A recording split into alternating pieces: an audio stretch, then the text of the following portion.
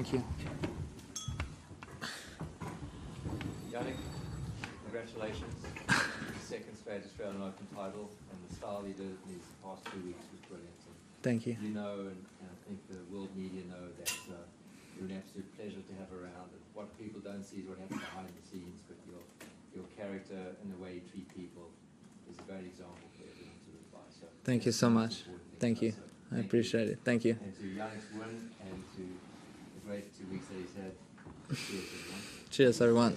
Cheers, everyone. Yannick, well done. Do you feel like you saved your best tennis for the final, and what were you most impressed with in your game tonight?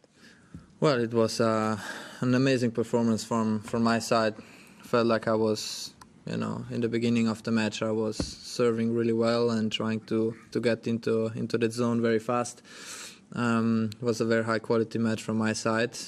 Second set, got a bit lucky, in the tiebreak as we saw, but all things considered, amazing run again here in Australia. I'm extremely happy, and sharing this with the team here and family and the people I love. It's amazing. Congratulations, Yannick. What was the moment you felt like the dial had swung in your favour in the process of chipping away and breaking down Zverev's game?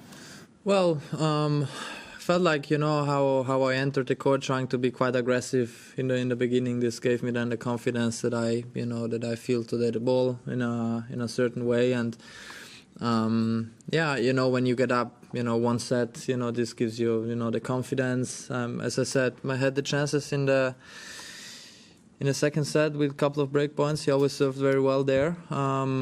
But it's trying to stay always there mentally, trying to play every point in the best possible way, and also, as I said, tiebreak, got a bit lucky there. But how I handled every situation on the court, not only today in the final, but in general, was very nice. Yannick, congratulations. With the CAS appeal now happening before the next Grand Slam, does that shift your focus at all, or is it just business as usual for you up until Roland Garros? Tough to say. I'm not thinking at the moment about this. No, I just came off an amazing run again here. I want to enjoy this moment, to be honest. And then, it's the hearing. We know now the dates. And that's it. I want to enjoy this one now. Yannick, congratulations, an amazing feat. Sasha mentioned twice during his press conference that you remind him of Novak when he was at his best. So was Novak really such an inspiration for you as well, as Sasha claims or suggests? And what do you say to that? Well, it's an amazing compliment, from Sasha. I think everyone is different in a way. Obviously, I have some similarities with Novak's game style. I still believe when Novak plays at his best, it's very, very, very, very tough to beat him. But this when I game style wise, I looked up to him, trying to understand what he's doing, how he handles the pressure moments in important moments. I still believe we are different as players because everyone is different, but for sure we have similarities, and the similarities are having a quite clean ball striking from the base, from the baseline, having a good movement, understanding a little bit where your opponent plays the ball. Obviously I aim to improve as a player because I feel like I still can improve in certain areas, and that's where we are going to work on, and that's it. Congratulations. 2 Grand Slams running now with you won with other stuff going on in the background. Just wondered how proud you are of yourself that you've been able to put those things away and concentrate on your tennis and get the result. I'm very proud. It's actually tough to describe because it's, many things happen off the court, what you maybe don't know. I always try to, when I go on the court, even if sometimes it's very difficult to block these kind of things. the other big part, you know, I have my team and the people who are close to me who trust me, and then that for me is even more important because I can talk with them very openly with them, and that's it. I mean, when I go on court, I try to focus on the match. I know the match can be 3, 4, 5 hours, but that's the gap of the day where I have to be very focused, and obviously also in the gym, trying to stay into your routine, and then you think a bit less about, you know, what's happening. Of course, it's still a little bit in the back of your mind, but I know that I'm in this position now, so nothing I can change. Congratulations, Jake. You spoke on court about Darren and his influence.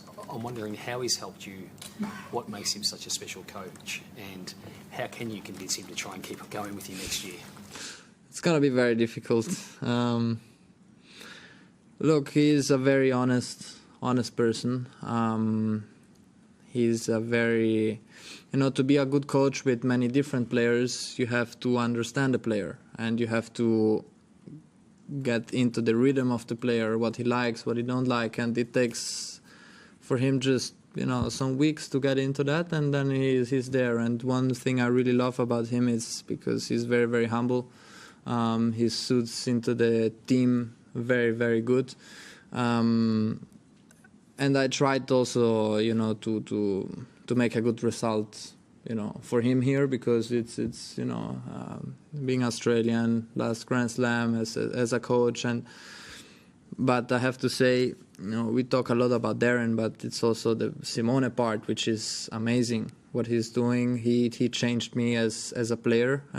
He gave me so much confidence that I can do different stuff, and I think the combination of two incredibly, not only coaches but person, because I feel like you have to be, coaching is important on court but mostly also off the court, and they are very, very good in that. And I got very lucky to find Darren, to find Simone and all the rest of the team, who we just try to keep working, keep believing, and that's it.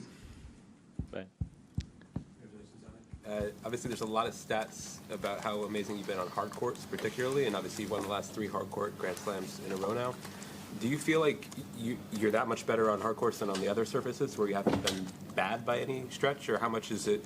Do you want to work to be able to win the other 2 majors, basically? Of course, it's on hard court I feel more comfortable. No, I think that we can see, but I take it as a positive, because on the other surfaces I still have to improve. I have to see how it works, and I'm gonna put a lot of energy in that, no? Trying to find the right ways and hopefully to go far also in the other Grand Slams who are not played in on hard court. And then we see. I mean, as I always say, I'm still young, and I think I have time to adjust, especially on grass court, because I've never played the juniors.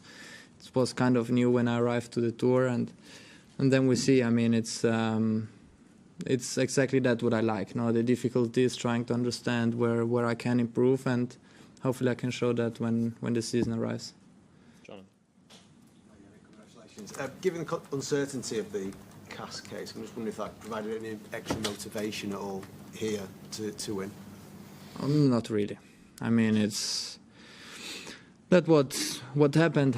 No, as I always say, I keep playing like this because I have a clear mind on what happened. If I know if I would be guilty, I would not play like this. And that's it. I mean, it's. I still believe. You know, every time it came out in a very positive way, and I still believe it's gonna be that the case. And that's it. No, at the moment I'm not thinking about this. Of course, you have your moments of certain days where you feel like, you know, I wish I would not have this problem, but you know, in the other way, I'm always looking forward to go on court, trying to understand. Now I also need my time off, which is very important for my body and my mind, and then when I go again back on court, I try to improve. Last 2 in English, Mark. Yeah, congratulations. Just probably an extension of what Ben was asking you about the other surfaces. Obviously, you're number 1, and you've got a fairly sizable gap there. But how important is it to you to win those other Grand Slams and really assert that authority on them? It's for sure one thing I always think about, no, because it's you have to be a complete player, no, not only on one surface but on also the other two. I believe last year was not a bad season at all on clay and also on grass. I can do better, yes. But let's see. I mean, these are questions what I can answer now by playing in the future. But for sure, we are aiming to get into this rhythm, into the game style, because it's a bit different game style, especially on grass, because it's a bit different, the movement, and then we see. Last one, Simon. What's the difference for you between winning a second time and winning it the first time?